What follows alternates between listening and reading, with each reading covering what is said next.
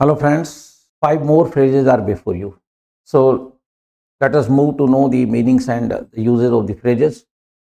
To put this and that together, जोड़ तोड़ करना. आदमी अपने काम को करने के लिए अगर सीधा कहते हैं ना सीधी उंगली से घी नहीं निकलता तो उसे टेढ़ी करनी पड़ती है. इस तरह के जो लोग होते हैं किसी भी तरह अपने काम को कर लेते हैं, जोड़ तोड़ करते हैं, उनके लिए फ्रेज है to put this and that together. This and that together मतलब इधर उधर की चीज़ें मिला के अपना काम कैसे भी निकाल लेना. एग्जाम्पल आपके सामने है. Many politicians put this and that together to get ticket when new government is formed. जब इलेक्शन आते हैं, नई सरकार बनती होती है, तो पॉलिटिशियन अपना जी जान लगा देते हैं, ठीक है, टिकट लेने के लिए, ताकि वो लोग मतलब जब टिकट मिल जाए और वो जीत के अगले 5 साल अपने आराम से बिता सकें. तो जोड़ तोड़ करने के लिए ये फ्रेज है put this and that together. ठीक है, एग्जाम्पल आपके सामने. नेक्स्ट आता है विथ राप्ट अटेंशन. राप्ट कहते हैं लीन हो जाना, अटेंशन कहते हैं ध्यान. तो बहुत ध्यान से सुनना. जैसे क्लास के अंदर बच्चे बैठे हैं तो I often go on saying that rapt attention is required to understand the things. तो चीज़ों को समझने के लिए बहुत लीन होकर ध्यान देना पड़ता है. एग्जाम्पल आपके सामने. Rapt attention is essential to understand the lessons in the class. Rapt attention is essential to understand the things in the class. कि पढ़ाई जो whatever is taught in the class, student must have the rapt attention to understand. Right.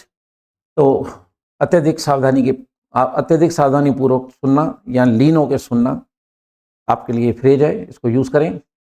Next आता है without rhyme and reason. Without rhyme and reason. देखिए example है. Police try to drag me in the case without rhyme and reason. Right. पुलिस ने पूरी कोशिश करी मेरे को उस केस में, ड्रैग मतलब घसीटना, कि उस केस में घसीटने की पुलिस ने मुझे पूरी कोशिश करी without rhyme and reason. I was innocent, I was nowhere involve. मैं उसमें कहीं इन्वॉल्व था ही नहीं. पता नहीं क्यों मतलब पुलिस मेरे पीछे पड़ गई. And police try to drag me in the case without rhyme and reason. कि बिना किसी कारण के पुलिस जो है मेरे को उस केस में है ना घसीटने की कोशिश कर रही थी.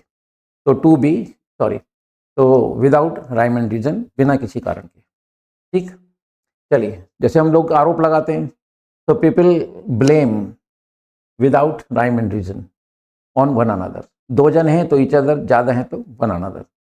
नेक्स्ट आता है to be in the saddle. Friends, saddle का मतलब होता है जब हम घोड़े पे बैठते हैं तो एक चमड़े का एक मतलब जो वो फ्रेम टाइप बना होता है जिसके ऊपर सवार बैठता है ताकि वो फिक्स होकर बैठे, इधर उधर ना हिले और गिरे नहीं. ऊँट पे भी लगाया जाता है, हाथी पे भी लगाया जाता है. ठीक है. ऊँट पे एक लकड़ी का एक फ्रेम टाइप मतलब जो लगाया जाता है ताकि आराम से उसमें बैठा जा सके. हाथी के ऊपर भी जिसे अपन पालकी कह सकते हैं वो बनाई जाती है ताकि, देखे होंगे पुराने चित्र, तो राजा महाराजा उस पालकी में बैठ के जाया करते थे ताकि उनको परेशानी ना हो.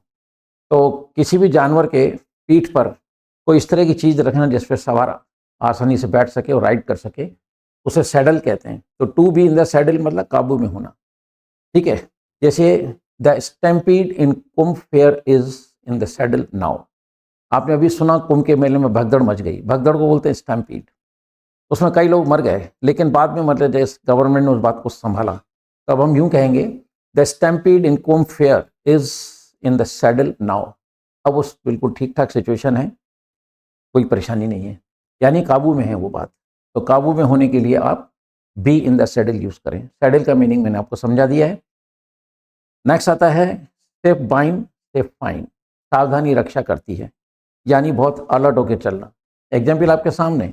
Those who act on safe bind and safe fine seldom loose anything. व्यक्ति जो सेफ बाइंड और सेफ फाइन में बिलीव करते हैं वो कभी धोखा नहीं खाते हैं. सेल्डम लूज एनीथिंग, वो कभी मतलब जब मुश्किल ही कोई उनके साथ धोखा होता है, because they are around the clock. ठीक है, in presence of mind and they are alert. तो ऐसी जगह हम लोग ये फ्रेज यूज करें, safe bind safe find. Example is before you. तो ये थे आपके नेक्स्ट 5 फ्रेजेस. तो इनको भी आप देखते रहें, यूज़ करते रहें and make your language influence. With this words, good by two all of you. Thanks and जय हिंद. करें इंग्लिश वाले सरदार जी ऐप और सीखे इंग्लिश.